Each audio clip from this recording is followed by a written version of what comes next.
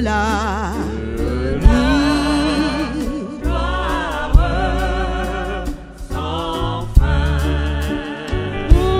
cette grâce, oh Seigneur,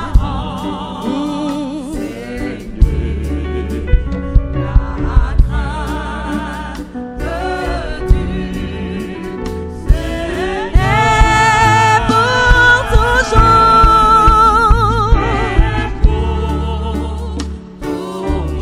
à éloigner. La crainte de Dieu, mon cœur.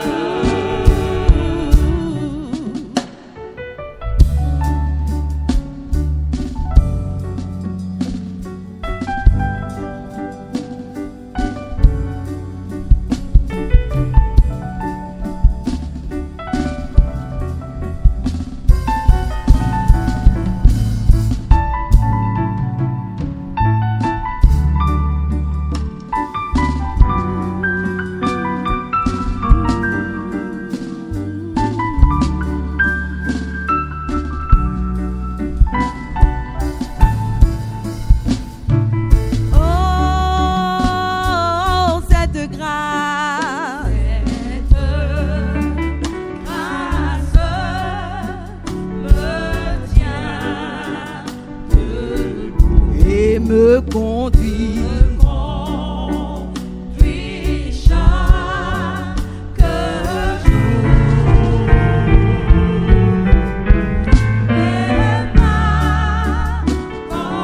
et m'accompagne jusqu'au bout, oui, au glorieux.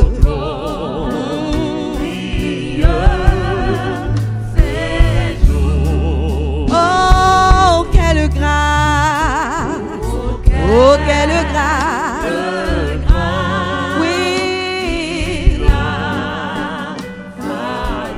pour que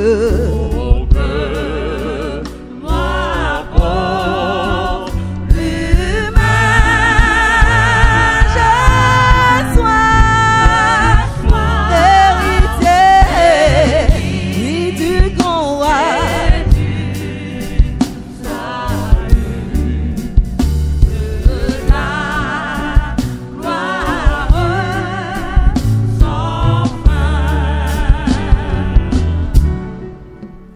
Oh, quelle grâce il a fallu pour que moi, pauvre humain, je sois héritière du salut, de la gloire sans fin. Alléluia. Nous sommes héritiers et héritières du grand roi. Merci Jésus pour ta grâce dans nos vies. Seigneur, ton esprit souffle. Alléluia.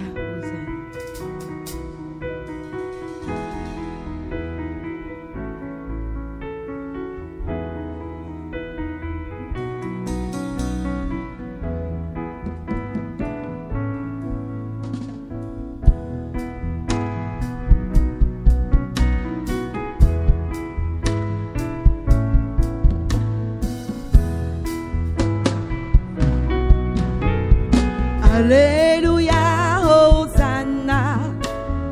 Alléluia, Hosanna. Alléluia, Hosanna. Alléluia, Hosanna. Chantons Alléluia, Hosanna. Oh, Alléluia, Hosanna. Chantons Alléluia. Disons Alléluia.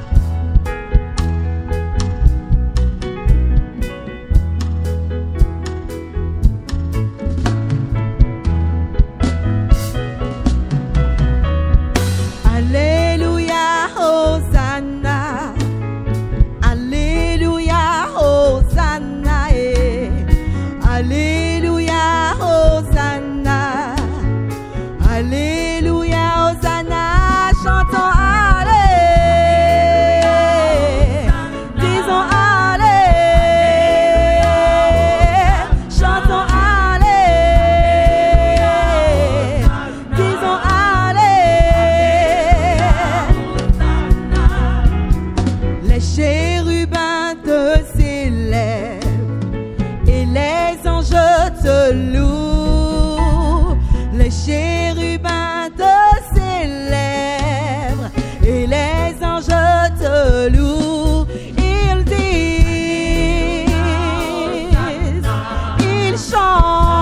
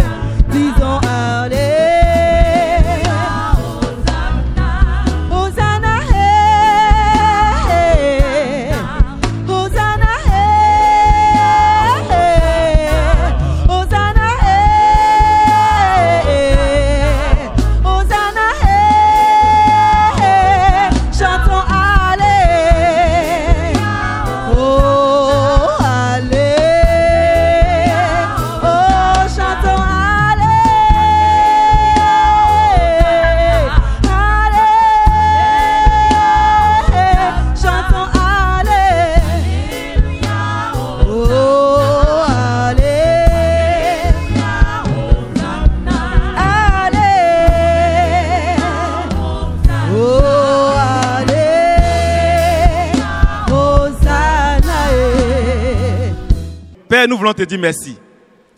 Merci pour ta grâce. Tu fais de nous tes enfants. Tu fais de nous tes préférés. La Bible dit que tu nous as donné l'esprit de ton Fils Jésus-Christ. Tel tu vois Jésus, tel tu nous vois. Quel privilège. Seigneur, tu as fait de nous des êtres exceptionnels. Nous qui étions autrefois esclaves, prisonniers. Tu as fait de nous des hommes libres et des femmes libres. Tu as mis ton étiquette sur nous. Et nous marchons en nouveauté d'esprit. Que ton nom soit béni. Seigneur, ce matin, je veux que tu m'utilises simplement comme un canal pour communiquer ta parole. Béni sois-tu. J'ai prié au nom de Jésus-Christ. Amen. Frères et sœurs, cette semaine, j'ai médité une histoire. Et j'ai cherché un thème pour cette histoire-là. Et je n'ai pas trouvé. Donc je me dis que chacun de nous, par rapport à sa compréhension de cette histoire, donnera un thème à ce passage-là. Mais quand nous méditons cette histoire parle de la puissance qu'il y a dans le nom de Jésus-Christ. Cette histoire parle également de la nécessité pour nous de garder des bonnes habitudes et des bonnes relations. Cette histoire parle de la puissance transformatrice qui découle de la rencontre avec Jésus-Christ. Cette histoire parle de l'urgence et de la nécessité pour nous, frères et sœurs, d'annoncer la bonne nouvelle. Cette histoire parle de la vie de reconnaissance que nous devons mener chaque jour. Cette histoire nous montre que le monde attend la manifestation des fils de Dieu. Voici les points que j'ai fait sortir de cette histoire. Peut-être que, à travers la lecture de ce passage, tu trouveras d'autres points. Et moi, c'est ces points que j'ai fait sortir de cette histoire. Donc, nous allons aller en Acte 3, qui est le passage de base. Nous allons rester en Acte 3, versets 1 à 11. Nous allons rester seulement dans ce passage-là. Acte 3, versets 1 à 11. Pierre et Jean montaient ensemble au temple à l'heure de la prière. C'était la 9e heure. Il y avait là un homme boiteux de naissance, qu'on portait et qu'on plaçait tous les jours à la porte du temple, appelé la Belle, pour qu'il demandât l'aumône à ceux qui entraient dans le temple. Cet homme, voyant Pierre et Jean qui allaient y entrer, leur demanda l'aumône. Pierre, de même que Jean, fixa les yeux sur lui et dit, « Regarde-nous. » Et il les regardait attentivement, s'attendait à recevoir d'eux quelque chose. Au verset 6, alors Pierre lui dit, « Je n'ai ni argent, ni or, mais ce que j'ai, je te le donne au nom de Jésus-Christ de Nazareth. Lève-toi et marche. Et le prenant par la main droite, il le fit lever. Au même instant, ses pieds et ses chevilles devinrent fermes. D'un saut, il fut debout et il se mit à marcher. Il entra avec eux dans le temple, marchant, sautant et louant Dieu. Au verset 9, tout le monde le vit, marchant et louant Dieu. Il reconnaissait que c'était celui qui était assis à la belle porte du temple pour demander l'aumône. Et il fut rempli d'étonnement et de surprise au sujet de ce qui lui était arrivé. Comme il ne quittait pas Pierre et Jean, tout le peuple étonné accourut vers eux au portique dit de Salomon. Donc, frères et sœurs, comme je dis, cette histoire, ce passage fera l'objet de notre méditation, de ma prédication. Et je disais au pasteur d'ici tout à l'heure, je m'efforcerai de rester dans ce contexte, dans ce passage, et méditer passage par passage. D'abord au verset 1, la Bible nous dit, Pierre et Jean montaient ensemble au temple à l'heure de la prière. C'était la 9e heure. Et nous savons que dans la pratique juive, il y avait la 3e heure, la 6e heure et la 9e heure. Et la 9e heure correspond à 15 heures. Et je me dis, est-ce que les disciples pratiquaient ça? Mais quand on fait des recherches, on voit que les premiers chrétiens respectaient ce programme. C'est vrai qu'en acte 2, on nous dit qu'ils persévéraient dans la prière, mais quand nous lisons la Bible, nous voyons que les disciples respectaient ce programme. Et d'ailleurs, à la Pentecôte, c'était à la 3e heure, qui correspond à 9 heures.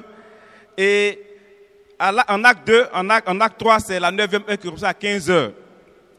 Et même dans l'Ancien Testament, nous voyons que Daniel, la Bible parle de Daniel qui priait 3 fois par jour.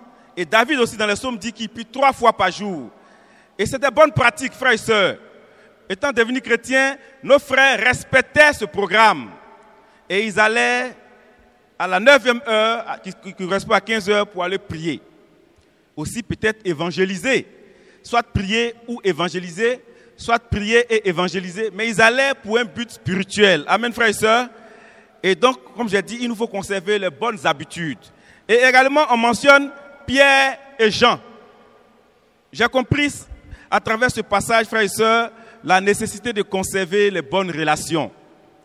Ces frères-là, depuis qu'ils ont été choisis par Jésus-Christ, ils ont gardé un contact, ils ont gardé une communion fraternelle, et même le maître a initié cela. Il allait dans des endroits avec eux, Pierre, Jacques et Jean, et même après la mort, la résurrection et le départ du maître, ils ont conservé leurs relations. Et comme vous voyez dans le livre des Actes, lorsque la Samarie a été gagnée, c'est les mêmes qu'ils ont amenés pour aller voir, attester le message de ces personnes qu'ils ont reçues. Ils ont gardé ces bonnes pratiques et les bonnes relations. Le temps n'a pas eu une influence négative sur leurs relations. Amen, frères et sœurs. Pierre et Jean ont conservé cette bonne relation-là. Donc, si nous devons retenir dans ce passage, frères et sœurs, au verset 1, que nous devons garder les bonnes pratiques et les bonnes relations, des compagnons de lutte, des gens avec qui nous avons commencé. Il faut conserver ces relations-là. Que des choses ne viennent pas fragiliser, frères et sœurs, nos relations. Mais nous devons les conserver. Amen, frères et sœurs. Au verset 2, la Bible dit, il y avait un homme boiteux de naissance qu'on portait et qu'on plaçait tous les jours à la porte du temple appelé la Belle, pour qu'il demandât l'aumône à ceux qui entraient dans le temple. Quand je suis arrivé au verset 2, je me suis dit, pourquoi la Bible insiste sur les détails? Quelle était la condition de cet homme qui demandait l'aumône? Frères et sœurs, la Bible précise qu'il était infirme de naissance. Donc il n'avait jamais marché depuis qu'il était né. La Bible précise qu'on le transportait. Ça veut dire qu'il dépendait des autres. Il dépendait de la disponibilité des gens. Il dépendait de la générosité des gens. Il dépendait de l'humeur des gens. Il était dépendant, je dirais, à 100%. Amen, frères et sœurs. La Bible dit également qu'il vivait d'aumône. Il demandait l'aumône. Il vivait de la mendicité. Frères et sœurs, c'était son seul moyen de subsistance. Certainement aussi, il était marginalisé. Aujourd'hui, par la grâce de Dieu, nous avons des fauteuils électriques qui permettent à ces personnes de se déplacer. Mais je ne pense pas qu'à cette époque, il y avait des chaises électriques. Donc ces personnes dépendaient à 100% des gens. Et il arrive souvent qu'on les traite souvent de paresseux. Il arrive souvent qu'on refuse même de les regarder. J'imagine un peu comment ce monsieur se trouvait, comment il se sentait. Parce qu'on le transportait et on le déposait. Il était obligé d'accepter les regards des gens, les humeurs des gens. Je suis convaincu que d'autres l'évitaient souvent. Parce qu'on le mettait toujours pour demander l'aumône. Son insertion sociale était difficile. Je ne pense pas, peut-être les enseignants peuvent me dire le contraire, je ne pense pas qu'il était marié. Parce que quelqu'un qui vit d'aumône, qui est handicapé, qui vit avec un handicap, je ne pense pas qu'il était marié. Frères et sœurs, imaginez un peu l'état émotionnel de cet individu. Il était vraiment affecté par son état. Il était abattu. Mais qu'est-ce qu'il va faire? C'est sa seule source de vie. Donc il ne pouvait que chaque fois demander aux gens, s'il vous plaît, transportez-moi, accompagnez-moi. Amen, frères et sœurs. Son état était vraiment lamentable. Au verset 3. Cet homme, voyant Pierre et Jean qui allaient y entrer, leur demanda l'aumône. Frères et sœurs, c'est vrai que le diacre Tano a partagé tout à l'heure son expérience. Mais en réalité, il n'est pas facile de demander. Il est possible de demander une fois, 2 fois, 3 fois. Mais demander toujours, frères et sœurs, ce n'est pas facile. Donc cet homme demande l'aumône. Et j'avoue que quand on croise ces personnes dans la rue, il arrive souvent qu'on les juge. Certains d'entre nous les avons traités une fois de fainéants, de paresseux, d'arnaqueurs souvent. Ah, tu es venu demander encore. C'est pas toi, on a donné là-bas, là, tu demandes encore ici. Et on les a jugés souvent. Mais ce monsieur-là, c'était sa seule source de vie. Ce n'était pas facile pour lui. Imaginez un peu l'état de ce monsieur. Ce n'était pas facile pour lui. Au verset 4, la Bible dit, Pierre, de même que Jean, fixa les yeux sur lui et lui dit, regarde-nous. Je me suis dit, quel était le regard de Pierre pour ce monsieur-là? Je suis convaincu que Pierre et Jean avaient des regards de compassion. Comme le Seigneur les a enseignés en Matthieu 9, le regard de compassion pour les nécessiteux. La Bible de Jésus-Christ eut de la compassion pour ces foules, et c'est parce que c'est des foules qui vivaient comme sans berger. Et Jésus a eu de la compassion. Je suis convaincu que le regard de Pierre et de Jean était des regards de compassion, pas des regards d'accusation, pas des regards de condamnation, pas des regards de jugement. Parce qu'ils ont déjà fait ça une fois. Ils ont demandé, Seigneur, qui a péché pour que cet homme naisse aveugle? Jésus a dit non, ce n'est pas qu'il a péché ou ses parents, mais c'est pour que le nom de Dieu soit glorifié. Ils ont compris la leçon. De ne pas avoir des regards accusateurs, des regards de condamnation, des regards de stigmatisation, mais plutôt des regards de compassion. Amen, frères et sœurs. Est-ce que nous avons de la compassion? Est-ce que nous avons de la compassion comme notre Seigneur Jésus-Christ? Quand nous regardons ces personnes qui sont paralysées, handicapées par un péché, ou bien nous condamnons. Mais nos frères ici ont eu un regard de compassion. Amen, frères et sœurs, nous devons avoir de la compassion. Au verset 5, la Bible dit, il les regardait attentivement, s'attendait à recevoir d'eux quelque chose. J'ai compris le défi pour nous les chrétiens. Les gens s'attendent à recevoir toujours quelque chose des chrétiens.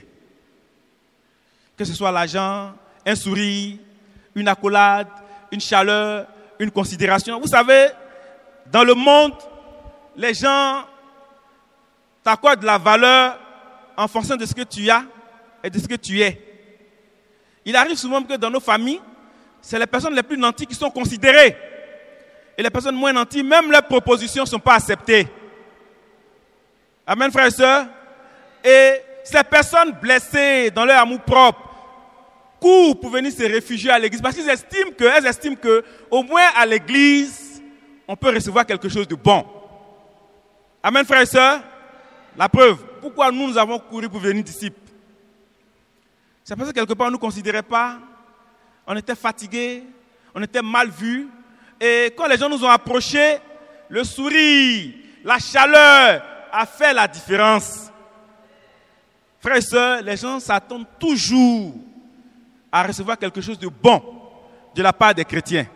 Parce que le lieu est un lieu stratégique. C'est devant un temple.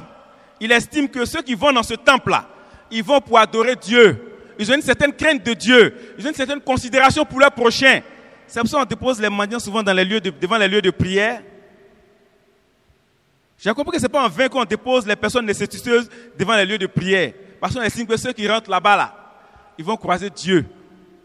Amen, frères et sœurs. Le monde attend beaucoup de nous. Comme cet homme attendait quelque chose au moins de Simon, Pierre et de Jean. De la même manière, frères et sœurs, le monde attend beaucoup de nous. Un sourire, un conseil. Et même quand ils voient que le chrétien ne se comporte pas bien, ils disent, mais toi tu es chrétien, puis tu fais ça. Parce qu'ils estiment que les bonnes choses là, c'est les chrétiens qui détiennent ça. Amen, frères et sœurs. Le verset 5 nous montre que les gens attendent toujours quelque chose de nous. Ils peuvent accepter venant des non-chrétiens. Mais quant aux chrétiens, non, ils n'acceptent pas ça. Amen, frères et sœurs. Nous avons une grande responsabilité. Et d'ailleurs, le maître nous a dit que nous sommes la lumière de ce monde-là. Et nous sommes le sel de la terre. Nous devons donner vie, nous devons donner envie. Nous devons rendre la vie joyeuse. Là où les gens ont le désespoir, notre vie doit apporter l'espoir. Amen, frères et sœurs. Les gens attendent toujours quelque chose de nous. Dans nos familles, nous sommes les ambassadeurs de nos familles. Ils attendent toujours quelque chose de nous. Donc retenons ça, frères et sœurs. Le verset 5 nous montre que les gens attendent toujours quelque chose de nous. Nous avons de grandes responsabilités. Au verset 6, puis alors Pierre lui dit, je n'ai ni argent, ni or, mais ce que j'ai, je te le donne au nom de Jésus-Christ de Nazareth. Lève-toi et marche. Frères et sœurs, nos frères dans la foi, Simon et Jean, humblement, on dit qu'on n'a pas de l'argent, mais en réalité, ils avaient beaucoup à donner. Nos frères avaient avec eux et en eux le pouvoir de faire marcher les gens. Ils avaient en eux leur foi en Jésus-Christ. Ils avaient en eux leur amour. Ils avaient en eux la bonne nouvelle. Amen, frères et sœurs. Et ils ont dit à cet homme-là, nous pouvons faire pour toi au-delà. Cet homme voulait de l'argent pour soulager sa journée. Mais ils avaient en eux quelque chose pour soulager toute sa vie. Amen, frères et sœurs. Nos frères avaient en eux la puissance de Jésus-Christ. Et je disais ce matin à la classe des enfants qu'il arrive que nous, les chrétiens, nous nous sous-estimons. C'est nous qui rasons les murs, c'est nous qui avons honte, c'est nous qui faisons pitié. Or, nous avons tout reçu. Amen, frères et sœurs. Nous avons la puissance de Dieu en nous. La Bible dit que le même esprit qui a ressuscité Jésus-Christ des morts est en nous. Mais nous devons être humbles. Amen, frères et sœurs. Restons humbles. Parce que nous sommes dangereux en fait. Mais restons humbles. C'est pour ça que la Bible nous demande de ne pas être prompt à parler et à nous mettre en colère. Souvenez-vous, Pierre et Jean, sur le feu de la colère. Non, Jacques et Jean ont voulu faire descendre le feu. Jésus a dit non, vous ne savez pas de quel esprit vous êtes animés. Ils savaient, ils étaient conscients de la puissance dont ils disposaient. Et frères et sœurs, nous avons cette puissance en nous. Mais il arrive souvent que nous conditionnons notre puissance avec de l'argent. Si nous avons beaucoup, on va faire de grandes choses. Non, frères et sœurs, ce qui en nous est grand. Ce qui en nous est grand. Et ce qui en nous, c'est la puissance de Jésus-Christ. Nous devons proclamer pour que des choses arrivent. Est-ce que nous sommes conscients de ça? Beaucoup vont me traiter de religieux ce matin. Ah, ça c'est religieux ça. Ah, c'est un religieux. Moi je parle de la puissance de Jésus-Christ. Et les apôtres étaient conscients de cela. Ils étaient conscients de ce dont ils disposaient. Les autres donnaient pour soulager sa journée. Mais ils l'ont regardé d'abord avec un regard de compassion et ils ont vu de l'espoir en lui. Ils ont vu que ce serait un bon frère, ce gars-là. Et ils lui ont donné quelque chose qui était important pour lui. Pour toute la vie et non pour l'instant. Frères et sœurs, soyons conscients de la puissance que nous avons en nous. Soyons conscients de qui nous sommes. Les chrétiens, disciples de Jésus-Christ, soyons conscients de notre identité. Nous devons travailler, comme l'apôtre Paul demandait, il dit, je prie Dieu pour qu'il vous révèle votre identité, la puissance qui s'attache à cet appel, et quelle est la puissance qu'il a réservée pour vous. Frères et sœurs, quand nous disons tout ça là, comment on se sent? Les apôtres, ils étaient sereins. Ils disent, mon gars, nous n'avons rien à te donner, l'argent on n'a pas, ben nous on se cherche. Mais ce que nous avons là, nous te donnons au nom de Jésus-Christ de Nazareth. Ils ont dit, lève-toi et marche. Frères et sœurs, les apôtres étaient conscients de ce qu'ils disposaient. Est-ce que nous sommes conscients de cela? Comme j'ai dit, ça nous amène à demeurer humbles. Parce que quand tu as une puissance, tu ne t'agites pas. Au verset 7, Pierre, le prenant par la main droite, le fit lever. Au même instant, ses pieds et ses chevilles devinrent fermes.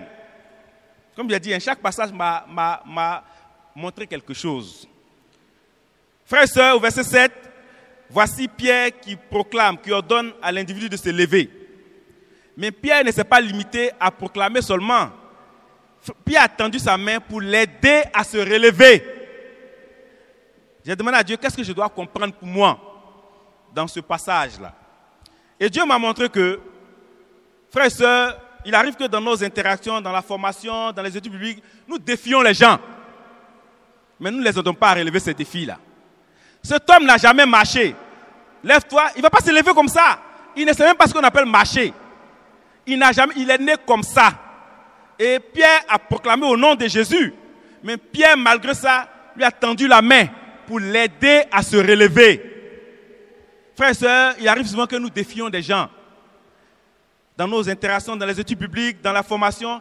Mais est-ce que nous aidons les gens à relever ces défis? Il arrive souvent qu'on est vraiment exigeant pour plonger les gens. Il arrive souvent, pas toujours. Sans toutefois, parce que voici quelqu'un qui vit dans le péché. Le péché est son activité quotidienne. Il ne sait pas ce qu'on appelle la bonne vie. Et on lui donne un défi et on le laisse. La prochaine rencontre, est-ce que tu as relevé le défi? Non. Et on estime qu'il n'est pas brisé. Sans toutefois lui montrer les stratégies pour relever ce défi-là. C'est ce que le Seigneur m'a montré. J'avoue qu'il arrive souvent qu'avec les adolescents, on est exigeant. On est exigeant. Non, ils ne sont pas prêts. Ils ne sont pas prêts, c'est vrai. Il arrive qu'ils ne sont pas prêts, mais c'est des adolescents. Il arrive souvent qu'on donne des défis aux adolescents qu'on ne donne même pas aux grandes personnes ici. Frères et sœurs, aidons les gens à relever leurs défis. C'est ce que le verset 7 m'a enseigné. Je forme quelqu'un, ça ne va pas. Il m'a dit, vous laissez lui, il est faible. Ou bien il n'est pas brisé, il ne veut pas changer. Qu'est-ce que j'ai fait pour aider le frère à sortir de ce défi-là? Pierre a proclamé au nom de Jésus, mais Pierre lui a tendu la main. C'est une manière de dire, viens, je vais t'aider. Frères, redescendons vers les gens et faisons-les sortir du péché dans lequel ils se trouvent. Parce que c'est comme ça que Christ nous a montré. Amen, frères et sœurs. Le verset 7 nous montre cela, qu'il faut aider les gens. Il faut pleurer avec eux. Puis la première tentative n'a pas marché. Ne nous décourageons pas, persévérons. Il arrive souvent qu'on forme des personnes qui sont dures en griffe et qu'on catégorise. Si Dieu nous avait catégorisés, si Dieu nous avait écartés, si Dieu avait mis le doigt sur nos péchés, personne ne serait là ce matin. Je ne suis pas en train de justifier le péché, mais je nous montre ici, frères et sœurs, à travers le verset 7, qu'il nous faut tendre la main aux gens pour les faire sortir de ce défi. Verset 8. D'un saut, il fut debout et il se mit à marcher. Il entra avec eux dans le temple marchant, sautant et louant Dieu. Frères et sœurs, la réaction de cet individu, de cet homme, après avoir reçu sa guérison. La Bible dit qu'il est joyeux. Il saute de joie. Certainement, il dansait. On ne pouvait pas décrire sa joie. Mais la Bible a utilisé quelques mots, marchant, sautant et louant Dieu. Mais il sait que c'est un package. Et moi, j'ai connu ça. J'ai connu ça. Je disais ce matin, j'ai connu ça quand je suis sorti du baptisteur. J'étais adolescent. Cette sensation-là, je ne l'ai jamais reçue jusqu'aujourd'hui. Depuis ma naissance, je l'ai reçue une fois et je n'ai jamais reçu ça encore. Quand je suis sorti des eaux du baptême, j'ai senti une paix intérieure. Une paix indescriptible. Et j'ai commencé à danser. J'étais très timide.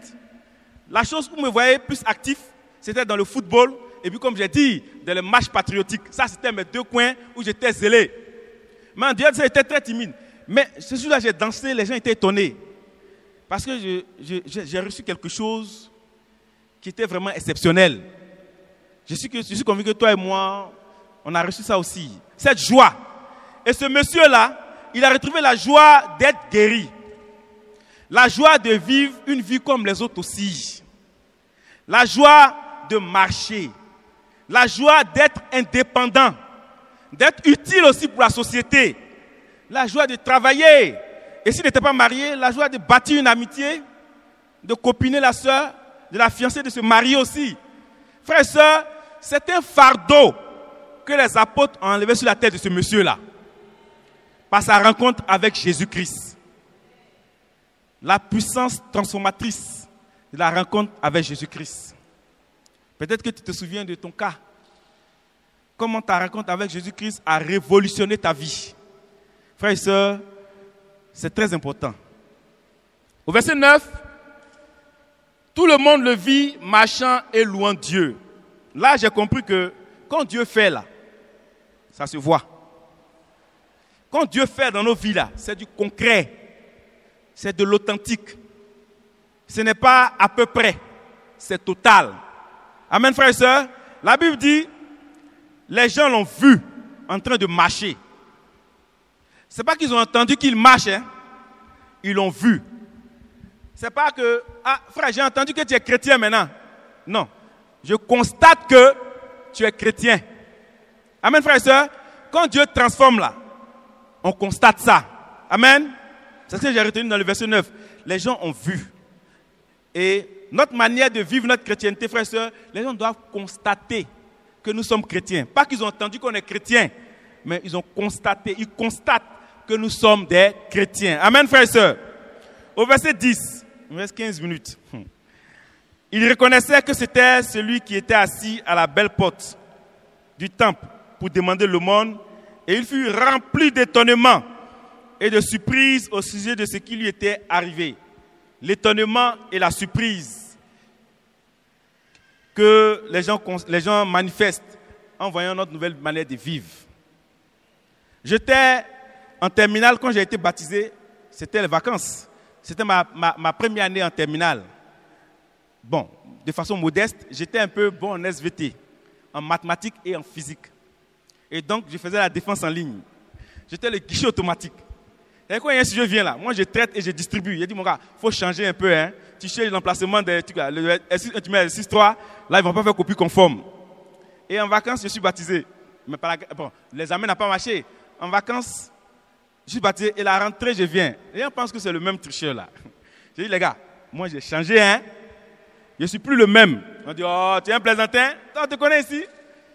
Premier devoir. Je vous ai dit. D'ailleurs, même m'asseoir devant. J'ai changé ça, je ne suis plus le même. Ils étaient étonnés. Ils disent, ah, toi! Et aussi, on avait une autre activité en tant qu'adolescent. On était des grands voleurs de poulets et des grands voleurs de chats. On a fait la caisse qui attrapait les chats. On faisait peu cause de poulet. En fait, c'était notre activité. Bon, la boisson, la cigarette, on n'était pas dedans. Manger, football. Et moi, c'était ma spécialité, le pécos. Même à la maison, je voulais poulet pour aller manger ça dehors. Et je suis devenu chrétien. Bon, c'est mon ancienne vie, hein, je n'ai pas honte d'exposer.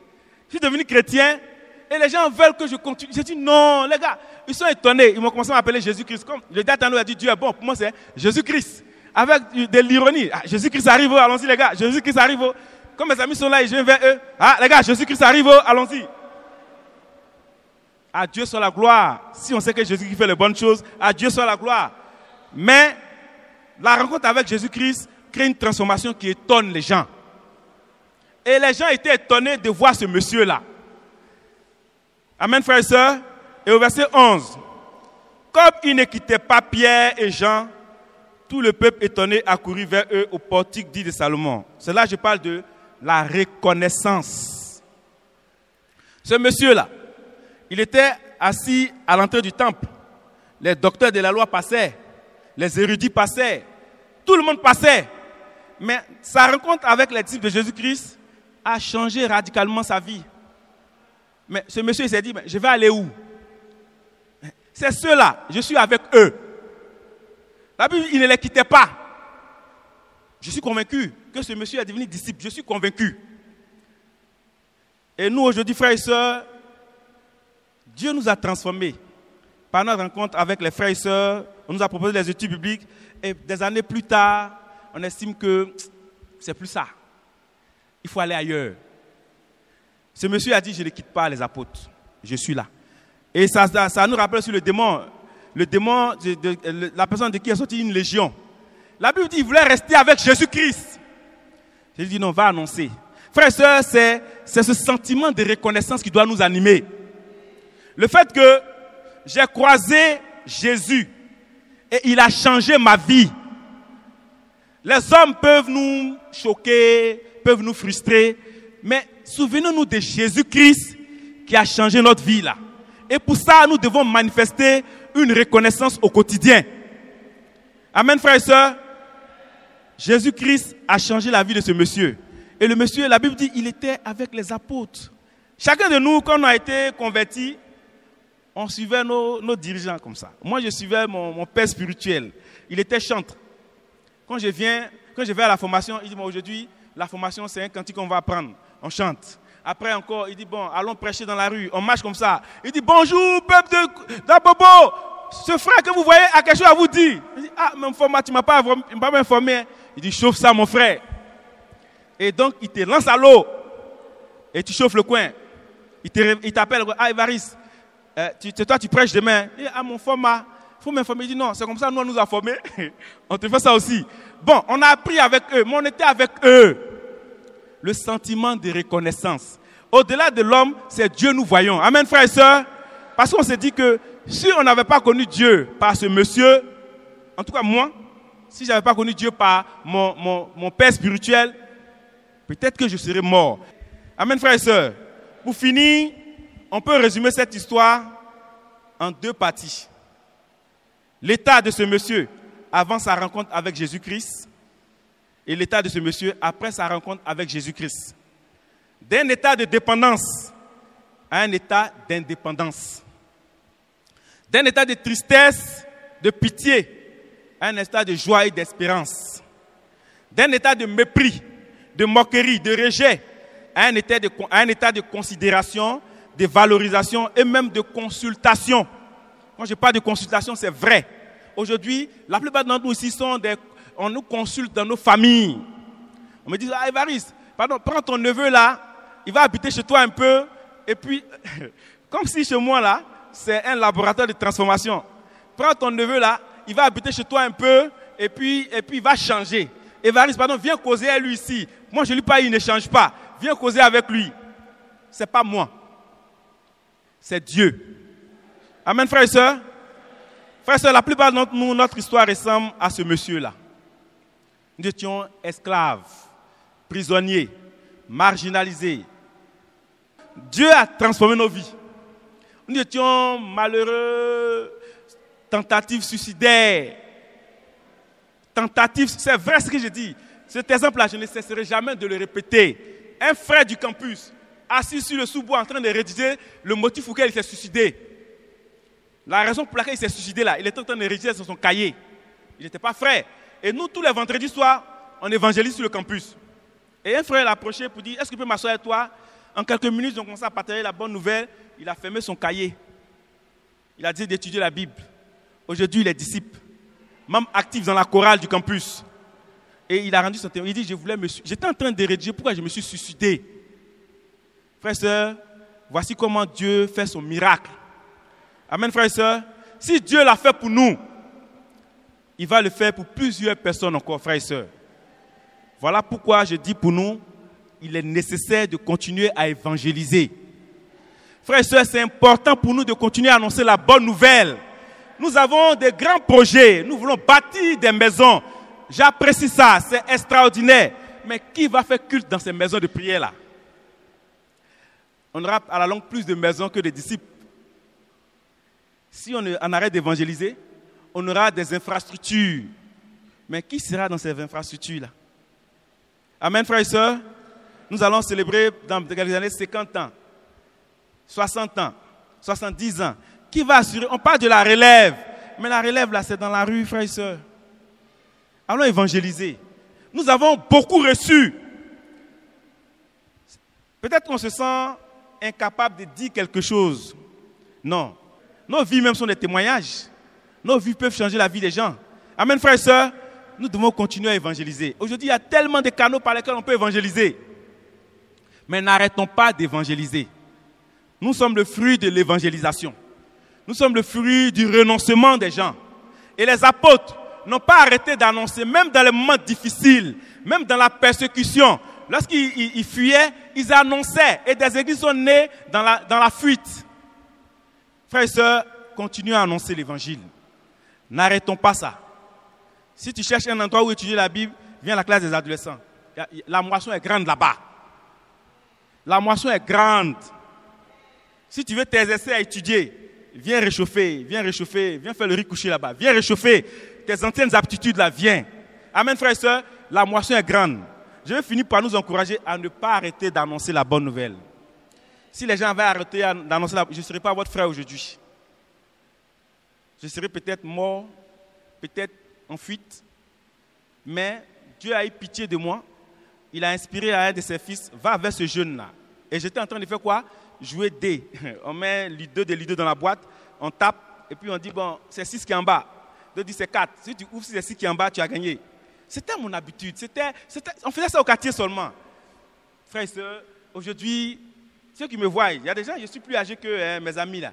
Ils me disent, mais comment toi tu fais? Je dis, mais mon sang est pur. Mon argent là, je mange ça bien. Je ne dépense pas mon argent comme ça. Tout ce que je fais là, c'est utile. Mon sang là, il n'y a pas de cigarette dedans. Il n'y a pas coutou dedans. Donc Dieu me rajeunit. Et nous sommes convaincus que Dieu même transforme notre apparence physique. On est beau, nous sommes belles. Ça, c'est la grâce de Dieu. Mais regardez autour de nous des gens qui sont découragés de la vie. Des gens qui sont abattus. Et notre pays, là, les gens se suicident trop. Ils n'entendent plus les messages d'espoir. Or, nous étions dans cette situation-là. Hein, et aujourd'hui, nous sommes en vie. Parce que Jésus est passé par là. Continuez à annoncer Jésus-Christ, frères et sœurs. Ne nous relâchons pas. Que Dieu nous bénisse.